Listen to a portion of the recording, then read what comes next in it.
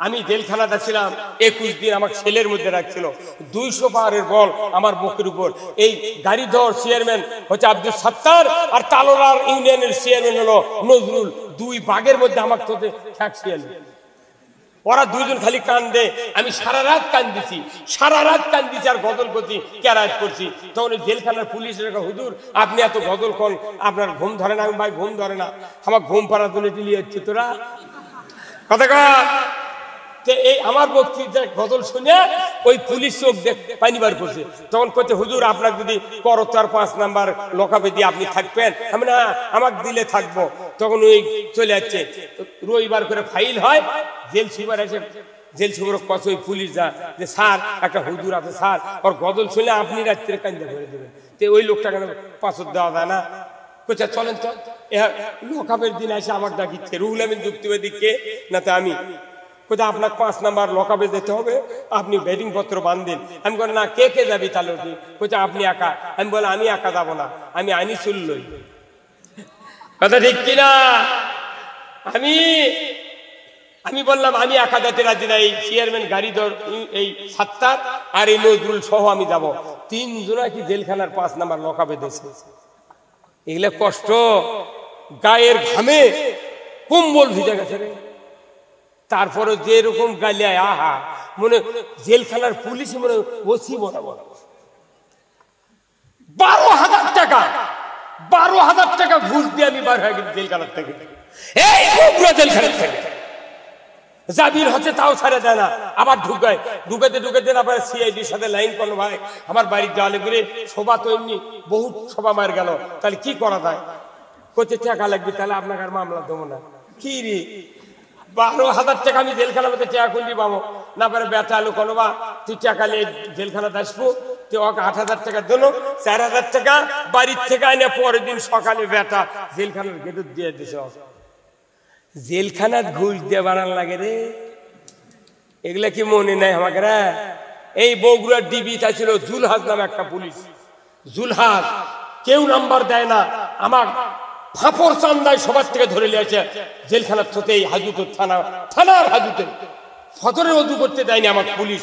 করতে ওই পায়খানার মধ্যে যা ওটি অজু করে, পায়খানার প্যান পায়খানাতে ভরে আসে রে। আমার মতো একটা লোক এই মনে করেন তখন আমার বয়স ধরেন এখন 65, তাহলে 16 বছর আগে কত ছিল? 14 বছর আগে।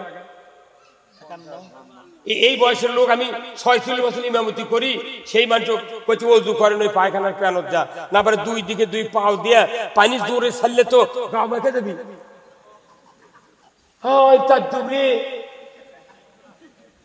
কি ডাকাতি রে, সেই থানাকে পুড়ে দিয়ে সাফ করছে। সেদিনকে আগে এসআই জিয়া নাম ওই মাটি ডালি দেখা হলেন, কোন ভাই আপনি কয় বছর হলে আসেন? করছে 13 বছর হলে। তাহলে তো আপনি আমার সময় আসছিলেন উঠি পায়খানার উজু করে করলেন কি আপনি? ওই দিকে গাওটা ঘামে গেছে, গাওটা ঘামে গেছে। জুলহাজের নাম্বার আমি কুমড়া ফাঁড়ির থেকে নিচ্ছি, নিয়ে ফোন দিচ্ছি খুব ঠান্ডা মাথায়। করছে আমি সিরাজগঞ্জ সদরে আছি। আমি বললাম ভাই আপনার সাথে দেখা করা আমার খুব জরুরি, আপনার দেখে খুব ভালো লাগে, বগুড়া সেই কাম করতেন আপনি। বলছে হুজুর আপনি কে? আমি যাই হোক আপনার সাথে দেখা করলে বগুড়া না আসেন তো? করছে বগুড়া তো যাওয়া যাবে না, আমি তো সদরে আছি। আমি শোনেন, আমি রুহুল আমিন যুক্তিবাদী, আমার খবর সবার থেকে ধরে নিয়ে আসে যে মামলা দিচ্ছেন আমার 32 বছর জেল হবে রে। এই আপনারা আসেন, আপনারা পাওয়ার দড়ি লেগে গাছের সাথে টাঙ্গিয়া খালি 4 আঙ্গুল করে কাটলো। ওই কচি আজকে আপনাকে গাবতলী থানার ওসি আজকে দিয়েছি, আজই আসছিল আমার সাথে, গত রাত্রে কথা হচ্ছে। আজকে আসে উনি এই মোবাইলের থেকে বার করলেন, দেখালেন আমার জুলহাজ একবারে খাগড়াছড়ি, সিরাজগঞ্জ সদর থেকে খাগড়াছড়ি। আমি ভাই ওর নাম্বার আমার কাছে যাবে, আর ফোন দেবো, ওর কামানের কাঠি খুলবো। ওই যে বেনজির বলেছিল মাটির নিচে থেকে তুলবো, তুরকুরক মাটির নিচে থেকে তুলবো। যুবক ভাই যারা আছেন বডি ফিটনেস ভালো, 5 ফুট 7 ইঞ্চি 4 ইঞ্চি রেডি হন, চাকরি খালি হরা হন। যারা কামেল পাস আছেন, এমএ পাস আছেন, নিবন্ধন দেন, পড়াশোনা করেন। বাংলাদেশে 26 লক্ষ ভারতের অফিসার আছে, তাদেরকে এক এক করে খাগড়াছড়ি ট্রান্সফার করে ওখান থেকে ধরে এনে বিচার করা হবে। কোন রিক্সাওয়ালা সিএনজি ওয়ালা চাঁদা দিবেন না। জিয়া তারেক জিয়া সিএনজি কিনে বাংলাদেশের দেশে গরিব মানুষ করে খাওয়ার জন্য, সেই সিএনজি রাস্তা তুলবার দেয়নি। সেদিন কুন্দার ফাঁড়ির ওসি ফোন দিছি, আমি ভাই এই যে সিএনজি এত যাচ্ছে ধরবেন না, এটা আপনার এগুলা কাবিরাজি করেন না, ধরেন ধরেন, এগুলো তো আপনারা করবেন না, এগুলো আমরা কই দেখে আমাকে অপরাধ। আমাদের সাথে অত্যাচার নির্যাতন করে করে তাও ইসলামের অগ্রযাত্রা যাত্রা থামাতে পারে নাই। শেষ পর্যন্ত ফাঁসি দেওয়া হয়েছে যে গোলাম আজম, অধ্যাপক গোলাম আজম 1952 সালে লিয়াকত আলী, পাকিস্তানের প্রধানমন্ত্রী ছিল লিয়াকত আলী, তার হাতে ভাষা বাংলা করার জন্য স্মারকলিপি প্রদান করেছে। এই শেখ মুজিব তার নাম ভাষা আন্দোলনের সৈনিক থেকে বাদ দিয়ে অন্য মানুষ ঢুকেছে। যে মানুষগুলো ফাঁসি দিয়ে মারা হয়েছে 4000 বছরেও একটা মানুষ ওইভাবে তৈরি করা সম্ভব নয়। কি কথা কোন জায়গা? আমরা দুঃখ ভুলি নাই, আমরা চাচ্ছি ইসলাম বিজয়ের মাধ্যমে এই দুঃখ আমরা চাপা দিয়ে রাখবো। কথা ঠিক কিনা? শুধু কি তাই, যে মানুষটাকে ইংরেজের সাথে 20 ফুট করে শহীদ করে দেওয়া হলো, সারা পৃথিবীর লক্ষ কোটি কোটি মানুষের কলিজার স্পন্দন আল্লামা দেলোয়ার হোসেন, চোখে পানি রাখা যায়? সেই মানুষটাকে জানাজা ঢাকার মাটি করবে দিলে না, কি দৌরত্ব! ও আনিসুর, ও সুরঞ্জিত সিং গুপ্ত, তোমার পাছার মধ্যে অজরা দিচ্ছে এখন আল্লাহ। বাপরে, ওই সুরঞ্জিত সিং গুপ্ত কয় কি, যেভাবে কেস চলিচ্ছে তাতে ফাঁসির আর বাধা নাই, কাল্লা ঝোঁকায় বান্দরের লাগায়। এই কথা কন। আর ওবায়দুল কাদের কয় বিএনপি জামাত, বিএনপি জামাত, জঙ্গি জঙ্গি জঙ্গির জেকে কয় 1 মিনিটও 10 বছরের মধ্যে 1 মিনিটও রাস্তা দাঁড়াতে পারেনি। তুই পুলিশ ছাড়া 1 মিনিট থেকে পারবো? এই কথা কর। এবার ছাত্র সমাজ দেখে দিতে যে পুলিশের কাম বাঁধেনি, আর আমাকে কয় তুমি দাঁড়াতে পারোনি, দাঁড়াতে পারিনি। খালি হাফ মিনিট যদি খালি পুলিশ বাদ দেওয়া হয়নি, তোর বাপ দাদা অষ্টবার সিদ্ধি হয়ে গেল। এই কথা বলে আপনারা পাগুলের লেখান। পুলিশের উপর ভর করে তুই কয়দিন চলবি রে? আল্লাহ মিটিয়ে দিয়েছে। কত দুঃখ আছে ভাই, একদিনে সব বলা যাবে না। আরো খাতাত লেখা আছে, ডায়েরিতে লেখা আছে। আপনাদের সহযোগিতা যদি আমরা পাই, এদেশে ইসলাম কায়েমের মাধ্যমে নারী পুরুষ মেহনতি মানুষ, অমুসলিম, হিন্দু, বৌদ্ধ, খ্রিস্টান, যত জাতি বাংলাদেশে আছে সবার মুখে আমরা হাসি ফুটাতে চাই। আজকে বাংলাদেশের সবাই ভালো, কথা ঠিক কিনা? সবাই ভালো, মারামারি নাই, হানাহানি নাই, রাত্রে কারুর দরজা আজকে দেয়া বা খুলে দেয়া তাকানের কোনো কিচ্ছু লাগতেছে না। বাংলাদেশ একবারে ফাঁকা, কথা ঠিক কিনা? রিক্সা ভ্যানালা, সিএনজিওয়ালা, ইজি বাইক, অটো ভ্যান, কাউরও চাঁদা দেওয়া লাগতেছে না। মনে হচ্ছে এক শান্তির আবহাওয়া বাংলাদেশে বয়ে যাচ্ছে। বিশেষ করে আজকের ফজরের নামাজের পর আমি ঘরের মধ্যে বসে আছি, ফোন দিল 4-5 জন সেই লালমনিহাট থেকে। আমি বললাম ভাই আপনাদের সাথে কথা বলবো না, আমি আগে রোদটা দেখি। আজকের সকালবেলার যে রোদ মনে হচ্ছে মদিনার রোদ। এই কথা ঠিক কিনা? আর এই 5 তারিখের পর থেকে সারা দেশে ঘিন্না ঘাটি, কোনো বাদল বৃষ্টি ঝড় নাই। খালি যদি মোদি পানি ছেড়ে না দিত, বাংলাদেশে কোনো দুঃখ করার লোক থাকতো না। সেই মোদিরও ফারাক্কা বন্ধ হয়ে গেছে। ডক্টর ইউনূসের খুন করে। ভারতের লোকের কোনো হিম্মত নাই, অত বড় গরিব রাষ্ট্র পৃথিবীর কোথাও নাই। ভারতের মতো এত ফকিন্নি রাষ্ট্র, ওরা খালি চাপা দিয়ে বিভিন্ন দেশের নেতারা ভারতকে পীর বানিয়ে আমাকে দমন করে রাখছিল। কিন্তু এক ডক্টর ইউনূসের হুঙ্কারে 1 ঘন্টার ভেতরে যদি ফারাক্কা বন্ধ করা না হয়, ভারতের বিরুদ্ধে যুদ্ধ ঘোষণা থাকলো। ঠেলার সাথে বন্ধ করে দিয়েছে। কথা কর। এর নাম বাংলাদেশ। বাংলাদেশের মধ্যে এত হকপন্থী লোক পৃথিবীর কোথাও নেই। বাংলাদেশের লোক দিয়ে সারা পৃথিবীর কলকারখানা, গার্মেন্টস, বিভিন্ন অফিস আদালত চলতেছে সারা পৃথিবীতে। লক্ষ লক্ষ লোক বাংলাদেশ থেকে বাহিরে আসে। সেই বাংলাদেশ আমরা পেয়েছি। আমরা কাউকে খাটো করব না। আমরা বাংলাদেশের মানুষ, কি ভাই কথা ঠিক কিনা? আমরা অনেক বক্তৃতা আজকে শুনলেন, আমরাও শুনেছি। আমার বক্তৃতা হবে বিকল্প বক্তৃতা, মানে অল্প কথা হবে, কাজ হবে বেশি।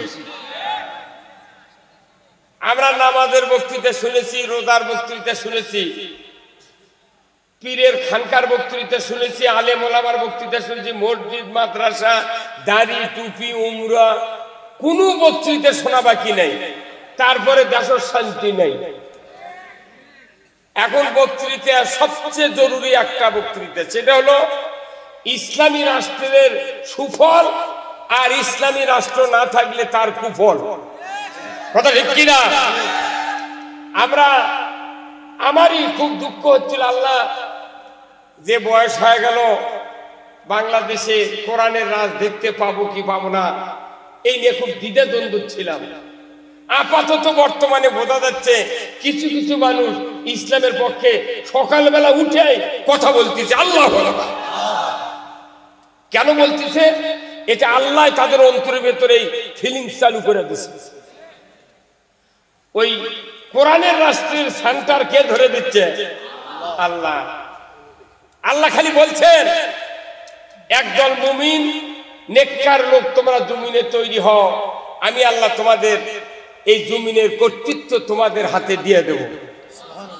আপনাদের দায়িত্ব একদল নেককার সলে বান্দা জমিনে তৈরি হতে হবে।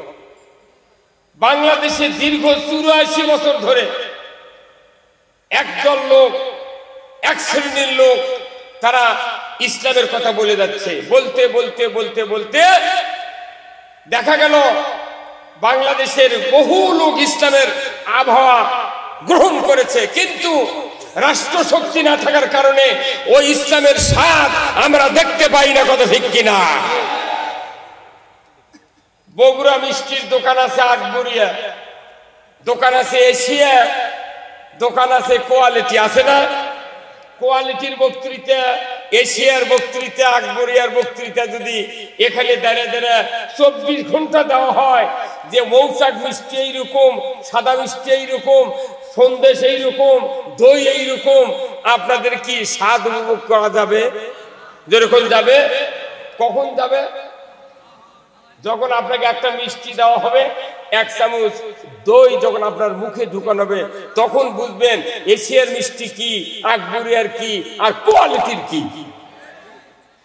যে ইসলাম কোরআনে আছে, এই ইসলাম শোনার জিনিস নয়, দেখার জিনিস নয়, এটা উপভোগ করার জিনিস। এখন এই উপভোগ করতে গেলে আমাদেরকে কিছু শর্ত আদায় করতে হবে। আপনাদেরকে আমি পরীক্ষা করব। সবচেয়ে জরুরি হলো ইসলামী রাষ্ট্র কায়েম করা।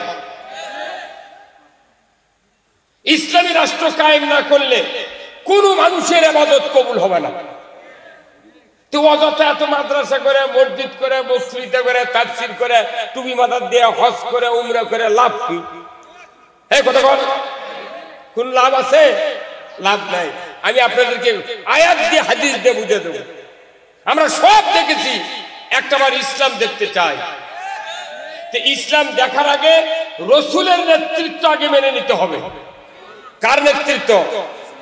আমার দেশে যত জনপ্রতিনিধি আছে, মেম্বার থেকে শুরু করে সেই মন্ত্রী পর্যন্ত, প্রধানমন্ত্রী পর্যন্ত, এই নেতৃস্থানীয় লোকেরা যারা জনগণের ভোটে নির্বাচিত হন এই দেশে, এই নির্বাচিত সদস্যগুলি যদি রসুলকে আদর্শ রাষ্ট্রনায়ক হিসেবে যদি মেনে নিতে পারত, আমার দেশে চুরি হতো না।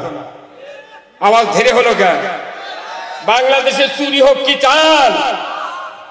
বাংলাদেশে জানা হতো না, বাংলাদেশে ধর্ষণ হতো না, বাংলাদেশে কোনো দুর্নীতি হতো না, বাংলাদেশে কোনো মসজিদের স্যান্ডেল চুরি হতো না।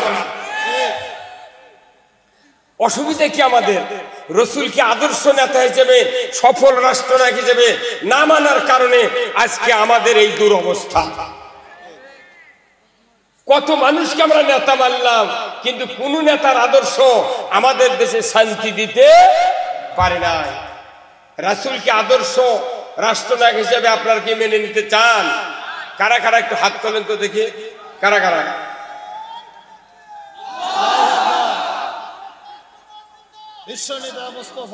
লিল্লাহে তাকবীর, নারায়ে তাকবীর, নারায়ে তাকবীর।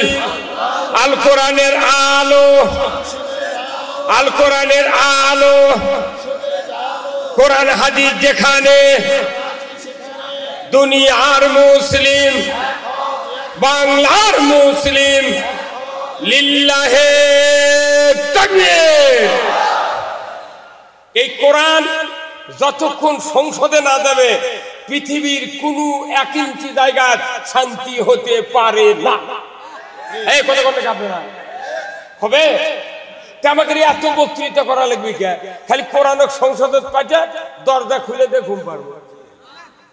এই কোরআনের কথা না কয়া এই দেশে কত আলিম ওলামা ডানি বায়ে বিসিকেলতে তারা লাল পাকেটে চলে গেল।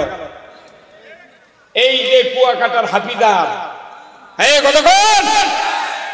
এই যে তাহিরি আজাহারিকে বললো, মিজানুর রহমান আজারি ভাইকে বললো এটা জামাতের প্রোডাক্ট। তাহলে ওই যদি জামাতের প্রোডাক্ট হয়, তুই কার প্রোডাক্ট?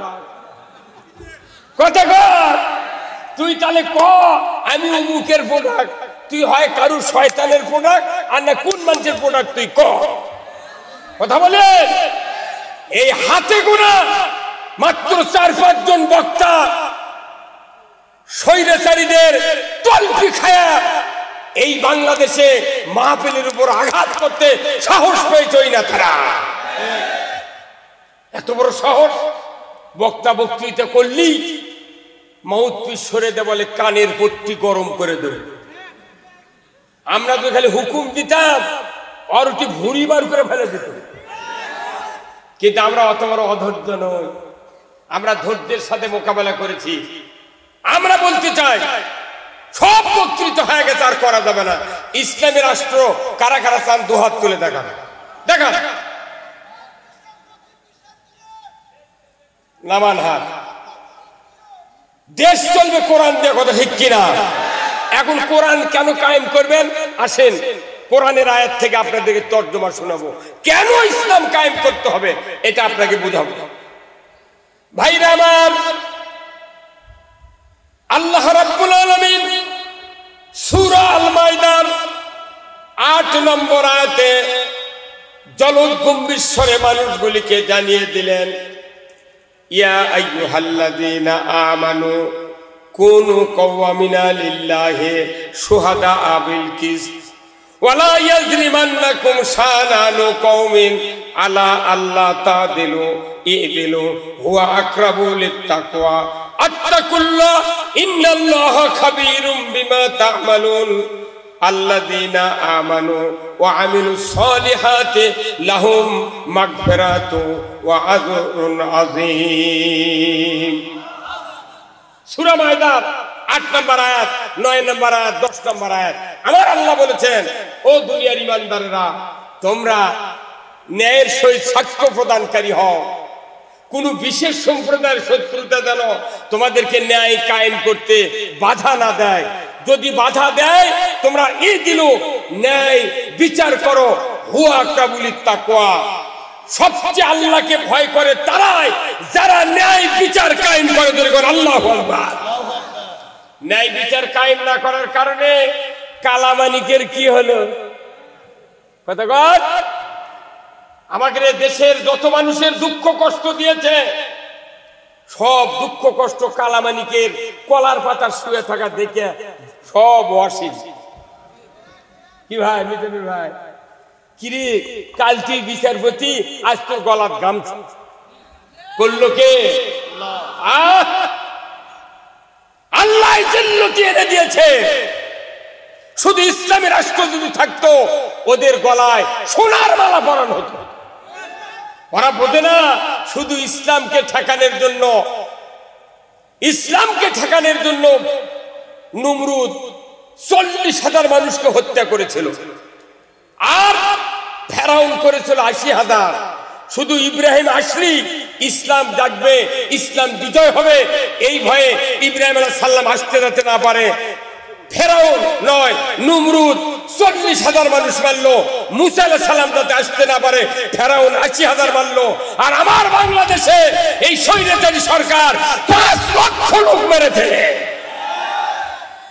আবার যদি কোনো নবী আসতো এই পৃথিবীতে, তাহলে স্বর্ণাক্ষরে লেখা হতো কোরআনের আয়াত দিয়ে যে ফেরাউনের চেয়ে বড় ফেরাউন বাংলাদেশের প্রধানমন্ত্রী। এই জোরে বলেন না ঠিক? আপনাদের মামলা হয়নি না? 14টা মামলা নিয়ে ঘুরেছি, 14টা মামলা, তাও জেলত তুলে কয় হুজুর মাথার সুলতানে বাড়ি দেন, কে কয় গাদার পুরো টুরে থাকতে পারে। কথা কয় না, যার ব্যথা লাগিছে তাই বুঝতে কি হচ্ছে। মাথার থেকে পা পর্যন্ত দেখলে মনে হয় না মুসলমান, সেই নেতা এসে আমাকে কয় হুজুর দেখে শুনে কথা বলেন, সাহস কি দিবা। আমি তখন বলি ভাই কোরআন শরীফে আপনি পাশে বসে দেখে দেখে কয়া দেন, আমি শুনে শুনে কম। পাশে থেকে দেখি আর নাই। কেন? এই জাতির ঐক্যবদ্ধতা না থাকার কারণে যে দেশে 95% ইমানদার, সেই দেশে কোরআনের মাহফিল করতে অনুমতি দেওয়া লাগে, আর বাংলাদেশে অনুমতির প্রয়োজন হবে না। তাহলে ইসলামী রাষ্ট্র কেন করব কায়েম? আল্লাহ তাআলা বলছেন যে যারা ইসলাম বিজয়ের জন্য কাজ করবে এরাই বেশি আল্লাহকে ভয় করে। কোন সুবহানাল্লাহ। ইসলামকে বিজয় কেন করতে হবে? আল্লাহর রাসূল মক্কা শরীফে 13 বছর ছিলেন। 11.5 বছর যখন তার জীবনটা অতিবাহিত হতে যাচ্ছে চত্বর দিয়া, হঠাৎ করে কাফেরের অত্যাচারে নির্যাতনে অনেক সাহাবীরা তারা শহীদ হয়ে গেলেন, নির্যাতিত হলেন। অনেক বিপদ মুসিবত, মারপিট, জুলুম, নির্যাতন তাদের উপর নেমে আসলো। আল্লাহর নবীকে সাহাবীরা বলেন, ইয়া রাসূলুল্লাহ, এত অত্যাচার নির্যাতন, আল্লাহর কি সাহায্য এসে যাবে না? আল্লাহ কি সাহায্য করবেন না? চতুর্দিকের আবেদন করতে করতে আল্লাহর রাসূল চিন্তা করলেন, লোকালয়ে থাকলে তো আমার কাছে সবাই আবেদন করে, আমি আর লোকালয়ে থাকবো না। কাবার মাথা ভেগিয়া কাবা শরীফের ছায়ার নিচে উনি কম্বলটা বগলের তলে দিয়ে একটু আরাম ফরমাচ্ছেন। এমন সময় হযরত খাব্বাব রাদিয়াল্লাহু তাআলা আনহু রাসূলের সামনে হাজির। রাসূলকে বললেন, ইয়া রাসূলুল্লাহ, মাতা নাসরুল্লাহ, আল্লাহর সাহায্য কি আসবে না? ইয়া রাসূলুল্লাহ, আমরা মার খেয়ে জুলুম নির্যাতনে শেষ হয়ে যাচ্ছি, আমরা কি আমাদের উপর কি আল্লাহর সাহায্য আসবে না? নবীজি কম্বল থেকে একটু সোজা হয়ে বসলেন। উনি বললেন, খাব্বাব, তুমি এত অধৈর্য হচ্ছ কেন? আমাদের পূর্বে যারা কোরআনের দাওয়াত দেয়নি, তারা ইসলামের দাওয়াত দিয়েছেন, ওই লোকগুলিকে কাউকে করাত দেয়া দ্বিখণ্ডিত করা হয়েছে, কাউকে আগুনের কুণ্ডুতে ফেলে দেওয়া হয়েছে, কাউকে ফাঁসির মঞ্চে দাঁড়িয়ে তাকে শহীদ করে দেওয়া হয়েছে, লোহার চিরুনি দিয়া শরীর থেকে গোশতগুলি টেনে টেনে নিচে নামিয়ে দেওয়া হয়েছে। তারপরেও তারা এক চুল পরিমাণ দিনের রাস্তা থেকে সরে যায় না। রে খাব্বাব, এত তাড়াহুড়ো করছো কেন? সেদিন বেশি দূরে নয়, যেদিন সানা থেকে ইয়ামিনের রাজধানী সানা আর হাজরামউত, কাবার দরজা থেকে শুরু করে ইয়ামিনের রাজধানী সানা 1250 কিলোমিটার রাস্তা। একজন যৌবনের লাবণ্যতা নিয়ে একজন যুবতী মহিলা সোনার অলংকার পরিহিত অবস্থায় একা একা দীর্ঘ পথে যাবে, আবার আসবে রাতের অন্ধকারে। কোনো চোরের ভয় থাকবে না, ধর্ষকের ভয় থাকবে না, ডাকাতের ভয় থাকবে না, কোনো রকমের কোনো ভয় থাকবে না। শুধু লা ইয়াখাফু ইল্লাল্লাহ, আল্লাহ ছাড়া কারো ভয় থাকবে না।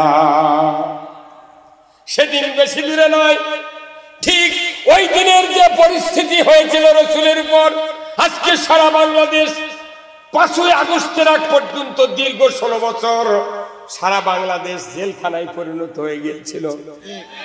একবার পুরো জেলখানা, কেউ বাঁচে নাই। কেউ যে কথা বলেছে তারই অপরাধ, কথা ঠিক কিনা? আওয়ামী লীগের কিছু ভাইয়েরা যদি হক কথা, বহু লোক আছিল তারা আওয়ামী লীগের লোক, তারা এই প্রতিবাদ করছে এইভাবে রাত্রি ভোট দিলে কাম হবে, তারপর দলের থেকে বহিষ্কার করছে, কথা কন না। ওদের দলের লোক ওদের সমালোচনা করছে, যখনই করছে তখন স্যার। আবার পুলিশ বাহিনী যদি বলেছে না এই কাজ করা যাবে না, তখনই তাকে ডাকে গুলি করে মেরে ফেলে। তার মানে কি, একটা মানুষ পুরা বাংলাদেশ একাই নিয়ন্ত্রণ করেছে, ভোট তো পায়নি, তাহলে একলাই তো করবি, কথা কন না। তাহলে এই অবস্থা সারা বাংলাদেশ ছিল, সবাই যার যার মতো বলেছে আল্লাহ তুমি আমাদের জন্য সাহায্যকারী পাঠাও। সূরা নেসার 75 নম্বর 74 নম্বর আয়াতে আল্লাহ বলছেন, এরপরে 75 বলেছেন ওয়া লাকুম লা তুকাতিলুনা ফি সাবিলিল্লাহ ওয়াল মুস্তাদআফিনা মিনার রিজালি ওয়ান নিসাই ওয়াল বিলদানিল লাযিনা ইয়াকুনুল্লাহ। এইভাবে আল্লাহ বক্তব্য দিয়েছেন, ও দুনিয়ার মানুষেরা তোমরা যে আমার কাছে বলছো দেখো না দেখো না, এক শ্রেণীর বৃদ্ধ, এক শ্রেণীর বৃদ্ধা, যুবক যুবতী, শিশু তারা কান্না করতেছে, আল্লাহ এই জালেম জনপদ থেকে আমাদেরকে বাঁচিয়ে দাও, আর আমাদের সাহায্যের জন্য একটা ভালো নেতা দিয়ে দাও। আল্লাহু আকবার। এই কয়েকদিন আগে অন্ধকারে 1250 কিলোমিটার পথ এইভাবে যাবে আসবে, লা ইয়াখাফু ইল্লাল্লাহ, আল্লাহর ভয় ছাড়া কারো ভয় থাকবে না। জোরে কোন আল্লাহু আকবার। এখন সেই পরিস্থিতি, এখন আল্লাহ তাআলা রসুল যখন এই কথা বললেন, আল্লাহ তাআলা জিবরাইলকে পাঠিয়ে দিয়ে বললেন, যাও জিবরাইল, আমার হাবিবের কাছে একটা বক্তব্য নিয়ে যাও, একটা দোয়া নিয়ে যাও, এই দোয়া যেন আমার কাছে করে। জোরে কোন সুবহানাল্লাহ। সেই দোয়াটা কি? সূরা বনী ইসরাঈলের দোয়া। আল্লাহ বললেন, ওয়াকুর রাব্বি আদখিলনি মুদখালা সিদকিন ওয়াখরাজনি মুখরাজা সিদকিন ওয়াজআলনি মিন লাদুনকা সুলতানান নাসীরা। আল্লাহ বললেন, হে জিবরাইল, আমার হাবিবের কাছে গিয়া বলো উনি যেন আমার কাছে দোয়া করেন। আল্লাহ, ও আল্লাহ, আল্লাহ গো রব্বানা, হে আমাদের রব, আমাদেরকে সত্যপন্থী হাদায়াতের দিকে একত্রিত করুন, আর এমন একটা রাষ্ট্র শক্তি আমাকে দান করুন, না হয় অন্য একটা রাষ্ট্র দিয়ে সাহায্য করুন। এই কথা যখন আল্লাহ নাজিল করে দিয়ে বললেন, আল্লাহ দোয়া করলেন, দেখা গেল আল্লাহ তাআলা রাসূলকে কয়েকদিন পর বললেন, মুহাম্মদ আর মক্কাতে থাকা চলবে না, এই অত্যাচার নির্যাতন থেকে যদি বাঁচতে চাও মদিনায় হিজরত করো, আর মদিনার মাটিতে ইসলামী রাষ্ট্র তৈরি করো। ইসলামী রাষ্ট্র তৈরি করা ছাড়া কোনোদিন এই জুলুম থেকে বাঁচা যাবে না। সব বাদ দিয়া ইসলামী রাষ্ট্র কায়েম করতে হবে। কার কথা? জোরে করে কার কথা? রাসূলের কথা আপনারা প্রতিদিন শুক্রবারে শোনেন। এই যে আজকে কি বার গেল, আজকে একটা খুতবা শোনেন ভাই মিজানুর ভাই, যে সানি খুতবাতে একটা হাদিস পড়ছেন আপনারা ইমামেরা, ওয়া সুলতানু জিল্লুল্লাহি ফিল আরদি মান আহনা সুলতানাল্লাহি ফিল আরদি আহনাহুল্লাহ। জোরে বলেন আল্লাহু আকবার। এই হাদিসটাকে আপনারা আজকে শোনেননি? যতদিন খুতবা পড়ে ইমামরা ততদিনই সানি খুতবার এই হাদিসটা পড়া হয়। এই হাদিসটা হলো রাষ্ট্রনীতির হাদিস। রাসূল বলছেন যে ন্যায়পরায়ণ শাসক আল্লাহর ছায়া সদৃশ, যে বা যাহারা ন্যায়পরায়ণ শাসক কায়েমের বিরোধিতা করবে তারা যেন স্বয়ং আল্লাহর বিরোধিতা করলো। কি হুজুর? হ্যাঁ, তাহলে ইমামরা যদি আমরা এই হাদিসটাই যদি বয়তুল মোকাররম থেকে শুরু করে এই উজগ্রামের ইমাম পর্যন্ত যদি 5,12,000 মসজিদের ইমামরা সানি খুতবার এই হাদিসটা যদি আমরা বুঝাতে পারতাম জাতিকে, আজ 100 বছর আগে এই দেশে কোরআনের পার্লামেন্ট কায়েম হয়ে যেত। আমি মসজিদে নামাজ পড়ে যাই, ইসলামের রাস্তায় বিরোধিতা করি, তাহলে আল্লাহ নবী বলছেন তাহলে তোমার আল্লাহর সাথে বিরোধিতা করা হলো। অতএব আল্লাহর সাথে বিরোধিতা করলে বলুন তো আমার নামাজ, আমার কুরবানি, আমার রোজা, আমার ইতিকাফ, আমার উমরা, আমার হজ, আমরা দান খয়রাত কে কবুল করবে? কেউ কি কবুল করার আছে? তাহলে এই কথাটা আরবিতে ইমাম সাহেব আমরা বলি, কিন্তু জনগণ বুঝবেন দেই না। কোন মসজিদের মোতাল্লিও কয় না হুজুর এক কথা বারবার ডেলি পড়েন, কারণ কি? কথা কন। আমাদের ওটি এক ইমাম ছিল, সেই ইমাম করছে কি প্রতিদিন মোনাজাত বলে রব্বি হাবলি মিনাস সলিহিন, রব্বি হাবলি মিনাস সলিহিন। এখন লোকেরা জিজ্ঞাসা করছে হুজুর আপনি 11 বছর হলে একই মোনাজাত করেন, ব্যাপার কি? আর মানে জানেন? কইছে আমি মানে দেখিনি।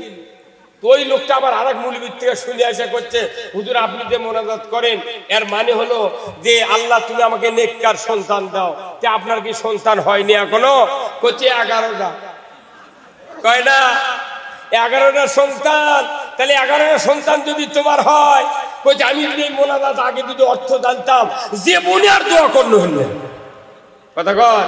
আমরা কোরআন পড়ি, হাদিস পড়ি, বক্তৃতা করি, শুনি, কিন্তু আসল গুরুত্ব আমরা বুঝতে পারি না, বুঝতেও দেওয়া হয় না। কথা ঠিক কিনা? এই মাত্র 1 মাস আগে কোরআনের বিপ্লবী একটা কথা বলার সাহস আমাদেরকে দেয় না, মনে ফিক্সেশন করে দেয়। এই কথা বলো মসজিদের ইমামগুলোকে কুকুর করে ফেলে দিয়েছিল। বাপরে আনা কথা কবার লাগতি মোতাল্লি গলা খাগা দেয়। তখন ইমাম সাহেব তাকায়, কেরে মোতাল্লির গলার আওয়াজ।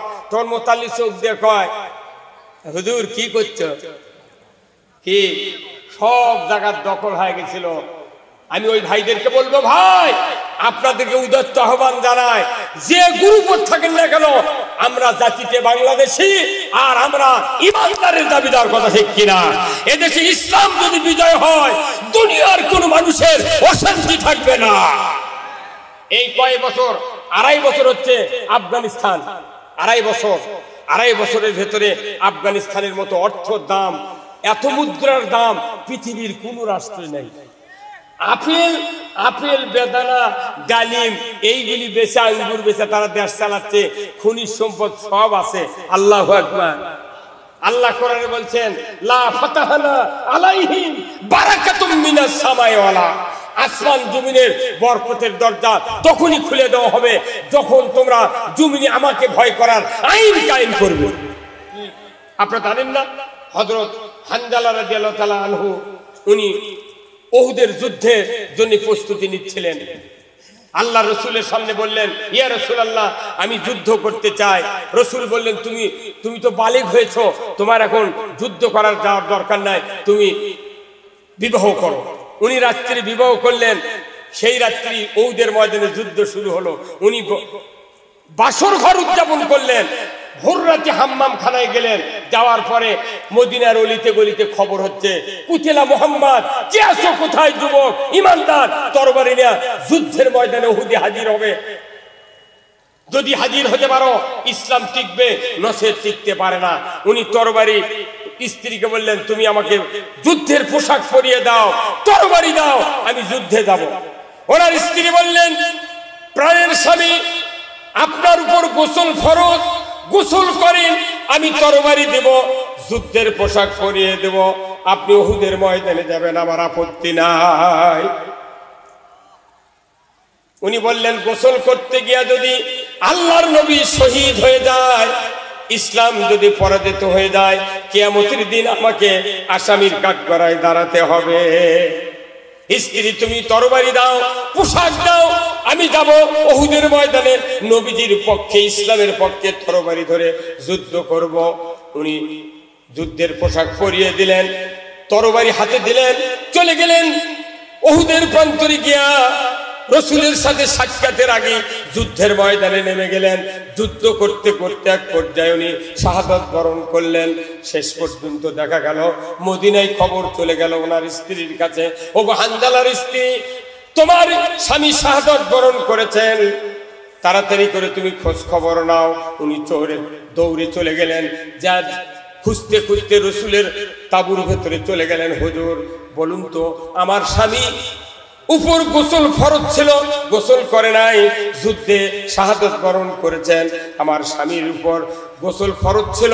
আমি জানি শহীদদেরকে রক্তাক্ত অবস্থায় আপনি দাফন করেন, আমি স্বামীকে আমার সামনে দিয়ে দেন, আমি তাকে গোসল করায় দেব, তারপরে আপনি দাফন করবেন। রাসূল বললেন, হানজালার স্ত্রী, আমি হানজালাকে দেখি নাই, কখন সে এসেছে? উনি বললেন, আল্লাহি, আল্লাহর কসম, স্বামীকে তরবারি দিয়েছি, যুদ্ধের পোশাক দিয়েছি, আপনি তাড়াতাড়ি করে আমার স্বামীর কোষটা নেন। আল্লাহর রাসূল সাহাবীদেরকে বললেন, উহুদের ময়দানে কতজন শহীদ হয়েছে একটু দেখো। এক এক করে 69 জন সাহাবীর লাশ উহুদের ময়দানে কাতারবন্দি করে শোয়া দিলেন। আল্লাহর নবী নিজে দেখলেন, অবজার্ভ করলেন, 69 জন শহীদের ভেতরে ওই হযরত হানজালার লাশটা দেখতে পেলেন না। আমির হামজা শহীদদের ইমাম 70 টুকরা করেছিল, যদি বলুন ঠিক কিনা? ওই জালিম কাফির আবু জাহেল ওই বদরের যুদ্ধে শহীদ কতল হয়েছিল, তার রাগ আমির হামজার উপর উহুদের ময়দানে ধরেছিল। তার কলিজা, বুক ফেরে কলিজাটা আবু জেলের স্ত্রী হেন্দারা মুখে দিয়েছিল, চিবিয়ে চিবিয়ে খেয়েছিল। তার লাশটা চটে করে একত্রিত করে দেখা গেল এক এক করে 69 জন শহীদের লাশ, হযরত হানজালার লাশ নাই। আল্লাহর নবী একবার শহীদদের দিকে তাকালেন, আর একবার আসমানের দিকে নজর করলেন। আল্লাহ বুঝতে পারলেন, ও জিবরাইল, আমার হাবিব আমার কাছ থেকে খবর চায়, তাড়াতাড়ি করে যাও, আমার হাবিবের কাছে খবরটা পৌঁছে দাও। উহুদের ময়দানে যে হানজালা ফরজ গোসল করে নাই, 3টা ফরজ আদায় করে নাই, ফজরের নামাজ পড়ে নাই, 2টা ফরজ আদায় করে নাই, 5টা ফরজ তরক করে যে হানজালা তরবারি নিয়ে আল্লাহর দ্বীন কায়েমের জন্য, ইসলাম টিকে রাখার জন্য উহুদের ময়দানে যুদ্ধে শহীদ হয়ে গিয়েছেন, এই লাশটা 4th আসমানে হাউজে কাউসারের পানি দিয়া গোসল করা দিচ্ছে জান্নাতি ফেরেশতারা। তাহলে বলেন, নামাজের চেয়ে বড় ফরজ হলো আল্লাহর আইন চালু করা, জোরে বল ঠিক কিনা? রোজার চেয়ে সবচেয়ে বড় ফরজ হলো আল্লাহর দ্বীন কায়েমের যুদ্ধ করা। বদরের প্রান্তরে 17ই রমজান যুদ্ধ হয়েছিল, বদরের প্রান্তরে 17ই রমজান যুদ্ধ হয়েছিল। আল্লাহ রাসূলকে ওহী দিয়ে বলে দিলেন, হে মুহাম্মদ, সমস্ত সাহাবীরা যেন রোজা ছেড়ে দেয়, কারণ 1000 কাফের আসতেছে, ওই 1000 কাফেরেরা খেয়ে দিয়ে শক্তি নিয়ে বদরের প্রান্তরে নামবে। আপনার সাহাবীরা না খেয়ে বদরের প্রান্তরে যদি নেমে যায়, যুদ্ধে পরাজিত হলে ওই মদিনার ইসলামী রাষ্ট্র তারা দখল করবে, জোরে বলুন ঠিক কিনা? 17ই রমজান বদরের যুদ্ধের সময় রোজা ছেড়ে দিলেন। আল্লাহু আকবার। এক রোজা যদি কেউ ইচ্ছা করে ছেড়ে দেয়, 60টা রোজা করা লাগে, কথা ঠিক কিনা? এক রোজা যদি কেউ ছেড়ে দেয়, 60টা রোজা করতে হবে। আবার একটা রোজা যদি বন্ধ করে যদি পরে কালকে করবো আর এক রোজা, তাহলে আবার 60টা করা লাগবে। এত কঠিন হুকুম। বদরের যুদ্ধে রোজা ছেড়ে দেয়া 313 জন সাহাবী যুদ্ধ করলেন। আমার ভাইয়েরা, বদরের যুদ্ধে যারা যুদ্ধে অংশগ্রহণ করেছিলেন, রাসূল বলেছেন এই বদরের তামাম যোদ্ধারা বিনে হিসেবে জান্নাতে যাবে। সুবহানাল্লাহ। তাহলে রোজার চেয়ে ইসলাম বিজয়ের কাজ সবচেয়ে দামি, নামাজের চেয়ে ইসলাম বিজয়ের কাজ সবচেয়ে দামি, আপনার গোসলের ফরজের চেয়ে দ্বীন কায়েমের যুদ্ধ সবচেয়ে দামি, কথা ঠিক কিনা? বলুন তো, আমাদের এই বডিটা পৃথিবীতে জীবিত রাখার জন্য কয়টা ফরজ? আমি যে বেঁচে থাকবো, আল্লাহ হায়াত দিয়েছে, আমাকে সুস্থ অবস্থায় বেঁচে থাকার জন্য কয় ফরজ? শোনেননি? ওযুর কয় ফরজ? কোন ওযুর যেরকম 4 ফরজ, এই বেঁচে থাকার জন্য আল্লাহ হায়াত দিলে 4টা ফরজ। তার 1 নাম্বার হলো নিঃশ্বাস, 2 নাম্বার হলো বস্ত্র, 3 নাম্বার খাদ্য, 4 নাম্বার হলো কি? খাদ্য, বস্ত্র, নিঃশ্বাস, আর একটা হলো বাসস্থান। এই 4 বেঁচে থাকার জন্য এই 4টা ফরজ। এখন আপনার যদি লন্ডনে বাড়ি করে দেওয়া হয়, জমজমের পানি যদি 1 বন্যা দেওয়া হয়, তারপর বস্ত্র যদি ঢাকার ওই টেলার্সের থেকে বানিয়ে এনে দেওয়া হয় দামি কাপড়, আর আপনার যদি বলা হয় নিঃশ্বাস নিতে পারবেন না, কেউ বাঁচবো? তাহলে নিঃশ্বাসও ফরজ, বস্ত্র ফরজ, আপনার ভাতও ফরজ, কিন্তু আপনি নিঃশ্বাস নিতে পারবেন না। ওইগুলি কি আপনাকেই বাঁচাতে পারবে? দামি কাপড়, জমজমের পানি বাঁচাতে পারবে? নিঃশ্বাসযোগ্য ফরজ আল্লাহর দ্বীন কায়েম করা, কথা ঠিক কিনা? তারপরে আপনাদের এখানে বাণিজ্যিক এলাকা, আপনাদের এখানে ওয়েল্ডিং এর দোকান আছে ভাই, এই যে ঝালাই করে না, আচ্ছা ঝালাই করতে দেখবেন কারেন্টের মিটারের তো একটা লাইন নিয়ে এসে একটা বাক্সের মধ্যে ঢুকে দিয়েছে, ওই ঝালাইয়ের মেশিন আছে না একটা, ওর ভেতরে এক কানি দিয়ে ঢুকে দিয়েছে, আবার আর এক কানি দিয়ে আর একটা লাইন বার করছে, করার পর ওই লাইনের সাথে মুখত একটা রড হোক আর পাতি হোক ফাইন করে পিছিয়েছে, পিছিয়ে যে জিনিস ঝালাই করবে তারই উপর ফেলে দিতে হয়, তার গাঁত অসংখ্য ফোঁটা। কথা বল, এই লাইনের নাম কি? আর্থিং। এই লাইনের নাম আর্থিং। আচ্ছা, এই আর্থিং আর আরেকটা লাইন নিয়ে এসে কারেন্টের ওই ঝালাইয়ের এই সিমটার সাথে কাঠি ধরে না, এই কাঠি আছে। আচ্ছা, আর্থিং এর লাইন খুলে দিয়ে যদি কিয়ামত পর্যন্ত ঠোকান, ঝালাই হবে? এই ঝালাই হবে? এই জোরে কোন ঝালাই হবে? কেন ঝালাই হচ্ছে না? মানে আর্থিং ছাড়া কোনো ভাঙ্গা সাইকেল, টিলারের বডি ফাঁকরা কোনোটাই জোড়া লাগবে না। আমরা যারা বক্তৃতা করি, ডাইরেক্ট কোরআনের পাওয়ার হাউসের থেকে আমরা বক্তৃতা করি, কিন্তু এই বক্তৃতা বাংলাদেশে করতে করতে 54 বছর হয়ে গেছে। বক্তৃতার চোটে মুলুমিরাই মরে গেল, অথচ কিচ্ছু পরিবর্তন। এখন রাষ্ট্র শক্তি হলো আর্থিং, আর কোরআনের বক্তৃতা হলো কারেন্টের লাইন, কথা ঠিক কিনা? যতদিন পর্যন্ত রাষ্ট্র শক্তি ইসলামের পক্ষে, কোরআনের পক্ষে তৈরি না হবে, বক্তৃতা দিয়া, নামাজ পড়ে, রোজা করে, হজ করে এদেশে সুদ বন্ধ করা যাবে না, এদেশে চুরি বন্ধ করা যাবে না, এদেশে জানা বন্ধ করা যাবে না। কি কথা ঠিক কিনা? আমার দেশে চুরি হয় হুন্ডা, চুরি হয় গরু, পুলিশেরা খোঁজ পায় না। এই কথা কন, কি খোঁজ পায়? যদি বিএনপি জামাতের কোনো জায়গার 10-12 জন লোক বসে মিটিং করে, তখন তারা বিবৃতি দেয় পরের দিন সকালে পেপারে যে গোপন তথ্যের ভিত্তিতে অমুক জায়গায় 16 জন জামাত কর্মী তারা নাশকতার পরিকল্পনা করছিল, বিএনপির কর্মীরা নাশকতার পরিকল্পনা করছিল, আমরা তাদেরকে জিহাদি বই সহ ককটেল বানানোর কয়েকটি সরঞ্জামাদি সহ গ্রেফতার করতে সক্ষম হয়েছে। এই কথা অথচ আমার থানার এমপির গ্রাম থেকে 6টা গরু চুরি হতে, টানছেন এমপির গ্রাম থেকে 6টা গরু চুরি হতে, ওসি সাহেবের চাকরি আছে। আমি নন্দীগ্রাম থানার জাহাঙ্গীর ওসি বলেছি, এই 15 তারিখ অবস্থান কর্মসূচি ছিল আমাদের, আমি বলেছি ওসি সাহেব আপনি আমাদেরকে ধরার জন্য গোপন তথ্য পান, আর সবার থেকে হুন্ডা চুরি হয় সেই তথ্য পান না, জবাব দিতে পারেনি। আমার দেশে কৃষিজীবী মানুষ বেশি।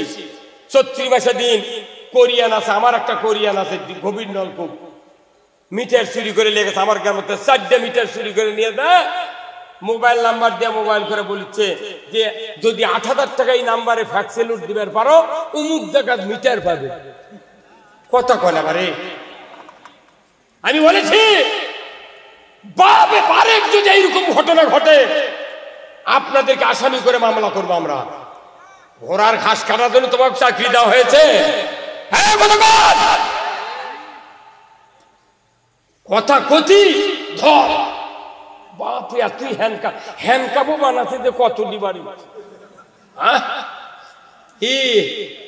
এই বগুড়াতে, এরা আমাদের বগুড়াতে চাকরির জন্য কোনো দরখাস্ত দিলে চাকরি হয়নি, খালি কয় বাড়ি কোথায়, না যে বগুড়া, চাকরি নাই। আমার 3টে ছেলে master degree pass, MA pass, কামেল পাস, চাকরি নেই। আমার বেটার আমাকে বলে আব্বা কি অকাম হলো, এমন জায়গা আছে জন্মনো, চাকরি হয় না। আমি চাকরি করবো তে ইতিহাস চুকিয়া গোপালগঞ্জে গেলি না, গোপালগঞ্জে গেলে না চাকরি জমি লাগাতে লাগাতে বেসনের আটি নিয়ে হাতত করে পুলিশের চাকরি দিতে। তুই চাকরি করবি যে গোপালগঞ্জে গেলে বগুড়ার চুকে, বগুড়াতে চাকরি দেয়নি, কথা ঠিক কিনা? যে চাকরি দরখাস্ত করে টিকিছে, কি করে মুক্তিযোদ্ধার দোয়াই দেয় শেষ। আমি স্বাধীনের সময় দাখিলি দুয়ামের ছাত্র, আমি 1976 সালে দাখিল পাস, 2 বছর গ্যাপ দেয়া, 1 বছর মুজিবরের স্বাধীনের আন্দোলন 9 মাস, আরেকবার আপগ্রেডে ভর্তি হয়ে আমি পড়বো মাদ্রাসা, বাপে করতে তুই হাই স্কুলে পড়াবেন না, মাদ্রাসা করবো। 1 বছর 2 বছর লস দিয়ে 1976 সালে দাখিল পাস। কে রাজাকার কে মুক্তিযোদ্ধা সব জানি। 8 বছর বয়সের মুক্তিযোদ্ধা বাংলাদেশে 50,000 আছে। হ্যাঁ কথা কর, এই মুক্তিযোদ্ধাদের সন্তান দ্বারা ভুয়া সার্টিফিকেট দিয়ে চাকরি করতেছে, তাদেরও বেতন ফেরত দেওয়া হবে। আমাদেরকে মুক্তিযোদ্ধার দোয়াই দিয়ে কাউকে চাকরি দেওয়া হয়নি, মোট চাকরি দিয়ে ওই দিক দিয়েছে। কি হুজুর এগুলা কত মেম্বরত কোয়া লাগবি, তাছাড়া ভাত হবে না। খালেদার বাড়ি বগুড়া হওয়াতে, গাবতলী হওয়াতে আমাকে আরো বিপদ হয়ে গেছে। এমন একদিন আসবে দেখবেন যমুনার ওই পার একজন শাসন করবি, এই পার আমরা শাসন করব। সেই দিন বেশি দূরে নাই, সেই দিন বেশি দূরে নাই। বাংলাদেশের ইমানদাররা একটা বার আমি আপনাদের কাছে ভিক্ষা চাই, এই বাংলাদেশ 5 বছরের জন্য। কয় বছরের জন্য? 5 বছরের জন্য ভিক্ষা চাই। পত্তন কট লয়, বন্দুকি লয়, খাই গালিসে লয়, পত্তন। পত্তন আমরা টাকা দিয়ে পত্তন নেব, আপনার আর ফেরত দেওয়া লাগবে না। 5 বছর যদি কোরআন দিয়ে চালানোর পর যদি আইন ভালো না লাগে, আমরা এমনি জমি ছেড়ে দেব। কয়া বাসেনি সূর্য উঠেছে গোপালগঞ্জে, গোপালগঞ্জে সূর্য উঠেছে, রক্ত লাল আর পায়নি। ওইটা আচ্ছা জিনিসের কথা কছে তখন না। আমি সাবধান বাণী, আওয়ামী লীগের কাছ থেকে আমাকে শিখতে হবে যে তোমাদের এই পরিণতি কেন হলো। আমরা যারা আগামীতে ক্ষমতায় যাব, আমাদের ওই এই শাস্তি থেকে শিখতে হবে। আমাদের খুব খুশি হওয়ার কিছু নাই, যতক্ষণ পর্যন্ত এদেশে নির্বাচিত একটা গণতান্ত্রিক সরকার কায়েম না হবে, ততদিন আমাদের খুশি নাই। আমরা জীবন চেষ্টা করে এদেশের মাটিতে মানুষের মুখে হাসি ফুটাতে চাই। এই হাসি ফুটানোর জন্য আজকে আপনাদের এই উজগ্রাম, আমি কোনোদিন নাম শুনিনি। আমার বাড়িতে গেল এই রনি ভাই, আজিজুল ইসলাম রনি, আমার দেখে পছন্দ হলো না। কেন আবার কি সভা করবি, বাড়ি আসে প্যান্ডেল দেখে আমার কলজে শুকে গেছে। আমি কোনো ভাই এদের অতিথি করছে, দেখি তো হ্যান্ডেল দেখি তো দিল না, সেইরকম বাঘা বাঘা মরদ আছে। কি পাবে এই রেটে বিএনপি লেগেছে, এই কয় বছর নামই লেখতে দেয়নি, থাকতো বিএনপি। কি ভাই বাবা, আমরা পৌঁছে গেছি বারে। আমার ইউনিয়নের আমি 1986 সনে জামাত ইসলামের ফরম পূরণ করছি, 89 সনে রোকনের শপথ নিছি, সাইদি সাহেবের দার্শনিক গাজীপুর কাশিমপুর, ওখানে গাজীপুর মাদ্রাসা কামেল মাদ্রাসা, এখানে দার্শনিক সাইদি সাহেবের সূরা আনামের 33, 34, 35 নম্বর আয়াত। গোলাম আজমের পাশে কয়েকবার নামাজ পড়ছি।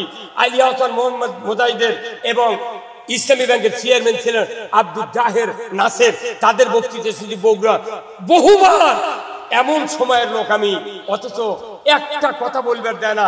আমাকে মনে হচ্ছে নাসের পুতুল, যাই থেকে তাই মনে হয় গালে কয় এরা পালো কি, কয় এরা কোরআনের কথা কবি কে, আমি কমতে তুই কয় তুই করে তুই পাতে নামাজ পড়ায়।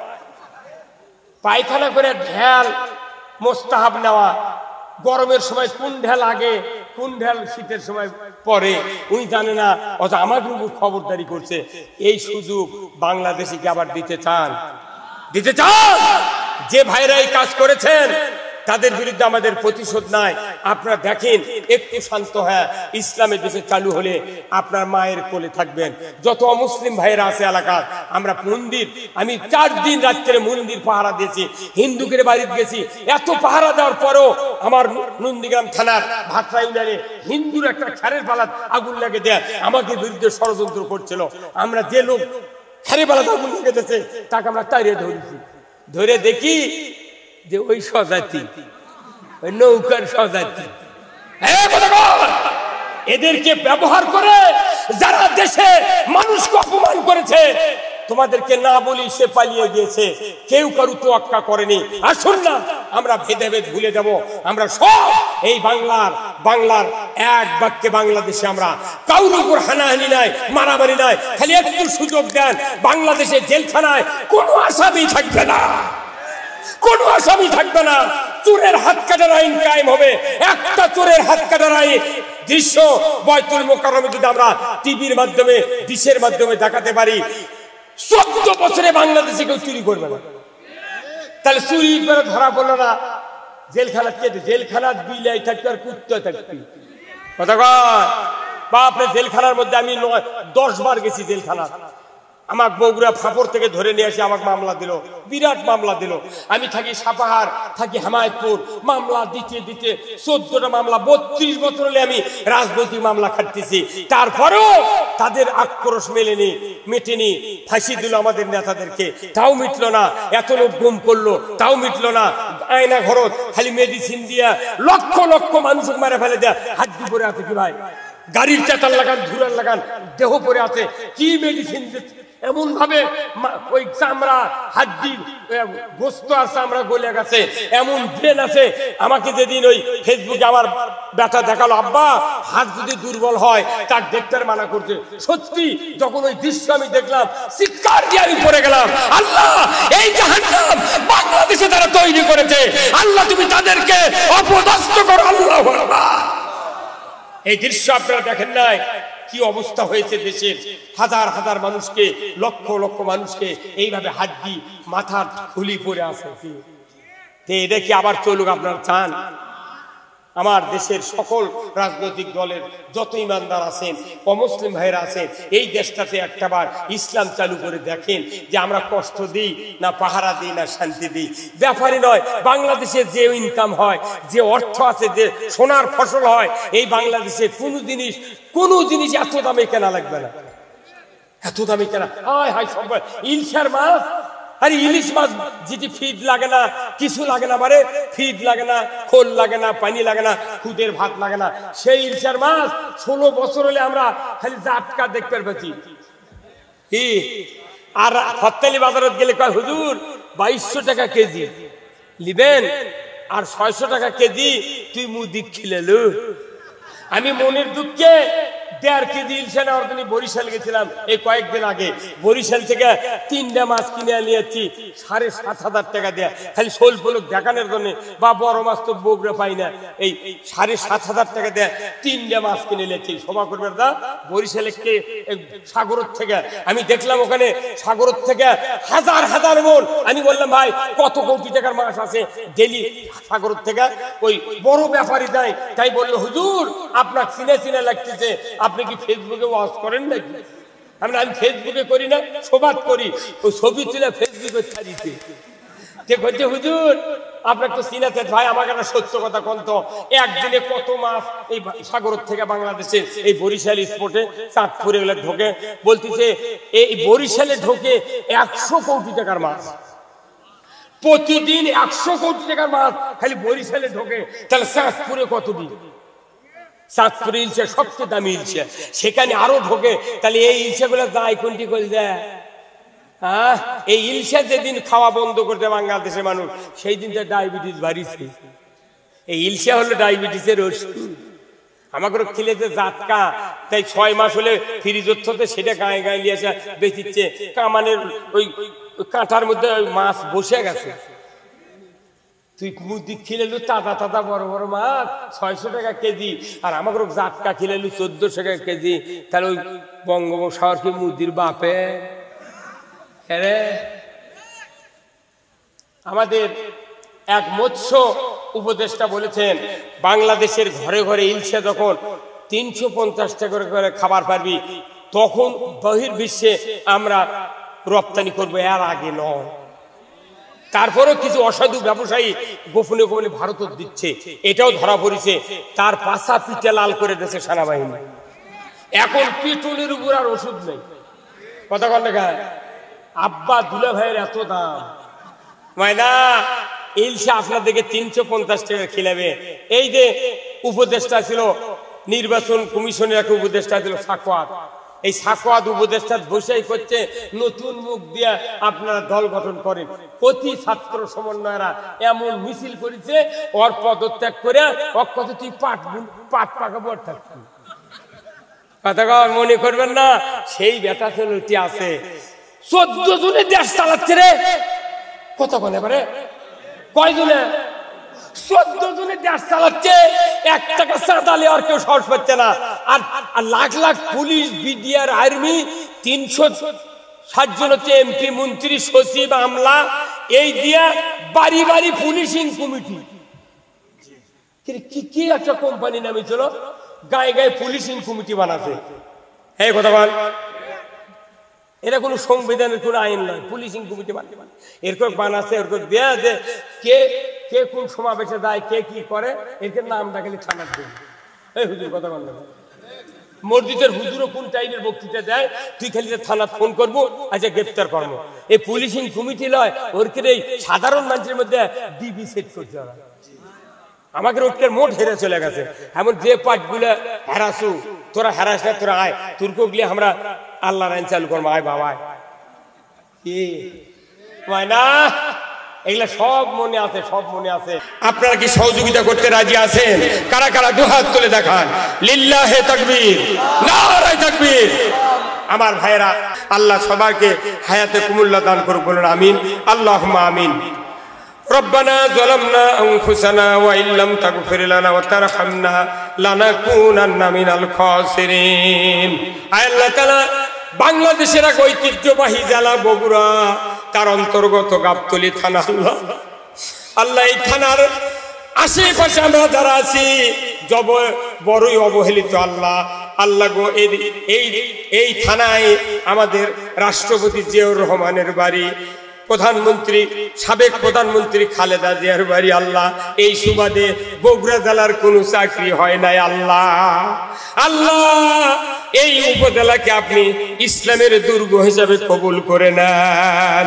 আয় আল্লাহ, যে ভাইরা কোরআনের মাহফিলের আয়োজন করেছিলেন, আল্লাহ মাহফিল শেষের পথে আমরা সমাপনীর সময় দোয়া করছি, আল্লাহ বাংলাদেশটাকে আপনি কোরআনের জন্য কবুল করে নেন। আয় আল্লাহ এই মাহফিলটা কিয়ামত পর্যন্ত কায়েম করে দেন। আয় আল্লাহ আজিজুল ইসলাম রনি ভাই সহ যুবক ভাইরা, মুরব্বিনে কেরাম, মা বোনেরা যারা সহযোগিতা করে মাহফিলের অ্যারেঞ্জমেন্ট করার সুবিধা করে দিয়েছেন, আল্লাহ দয়া করে সকলের হায়াতে তয়বা দান করে দেন। রব্বুল আলামিন যত আলিম ওলামা এখানে আছে সকলকে ঐক্যবদ্ধ হওয়ার তৌফিক দিয়ে দেন। যুবক ভাই যারা আছেন সকলকে উমারের মতো ঈমান দিয়ে দেন। আয় আল্লাহ পরিশেষে দোয়া চাই, আল্লাহ এই গ্রামের মাটির নিচে এবং যত দূর থেকে, যত গ্রাম থেকে আল্লাহর বান্দারা এই মাহফিলে হাজির হয়েছেন, সেই গ্রামের মাটির নিচে যত মুমিন মুমিনাত চিরবিদায় নিয়ে শুয়ে আছেন, সকলের কবরগুলিকে জান্নাতের বাগান বানায়া দেন। রব্বুল আলামিন পরিশেষে দোয়া চাই, আল্লাহ আল্লাহ আমরা অতিবৃষ্টি, অনাবৃষ্টি, সাইক্লোন, বন্যা, ঘূর্ণিঝড় থেকে আপনার কাছে পানা চাই। আল্লাহ বাংলাদেশে কয়েকটা জেলা বন্যায় ক্ষতিগ্রস্ত হয়েছে। আল্লাহ মানুষের ঈর্ষা করে পানি ছেড়ে দিয়ে আমাদের ক্ষতি করেছে। আল্লাহ এই ক্ষতিটা পুষে নেওয়ার জন্য যে যোগ্যতা, যে সাহায্য করার দরকার, আমাদের অন্তর্বর্তীকালীন সরকারগুলিকে, উপদেষ্টাগুলিকে সেটা সাহায্য করার তৌফিক দিয়ে দেন। আয় আল্লাহ সকলে মিলে আমরা এই দেশটাকে কোরআনের দিকে নিয়ে যেতে যাচ্ছি। আল্লাহ আমাদের হিম্মত, সাহস আপনি জুগিয়ে দেন। সুবহান রাব্বিকা রব্বিল ইজ্জাতি আম্মা ইয়াসিফুন। আল্লাহ প্রধান অতিথি আমার মিজানুর রহমান ভাই, বিশেষ অতিথি, আমন্ত্রিত অতিথি, অনেক অতিথিবৃন্দ, আমি অনেকের নাম জানি না, পোস্টালে লেখা আছে তাদের নাম। আল্লাহ এই নেতৃবৃন্দকে আল্লাহ উমারের মতো যোগ্যতা দিয়ে দেন। আগামী বছর যেন এই মাহফিলটা এর চেয়েও বড় ধরনের আঞ্জাম দিতে পারে, এই তৌফিক নেতৃবৃন্দকে আপনি দিয়ে দেন। আমাদের ভেতরে যারা দরদের বাপ মাকে হারিয়েছি, কবরগুলিকে জান্নাতের বাগান বানায়া দিন। রব্বুল আলামিন শত শত মা বোনেরা হাজির হয়েছেন, আল্লাহ মা বোনদেরকে খাজিদা, রহিমা, হাজেরার মতো চরিত্রবান বানায়া দিন। রব্বুল আলামিন যে যুবক ভাইরা আজকের এই কোরআনের মাহফিল আয়োজন করেছেন, যারা সহযোগিতা করেছেন, আল্লাহ সকলকে আপনি হায়াতে তয়বা দান করে দেন রব্বুল আলামিন। 18 কোটি ইমানদারের দেশ বাংলাদেশ, এ দেশটাকে আপনি কোরআনের জন্য কবুল করে নিন। سبحان ربك رب العزة عما يصفون وسلام على المرسلين والحمد لله رب العالمين واجعل آخر كلمتنا عند الموت لا إله إلا الله محمد رسول الله.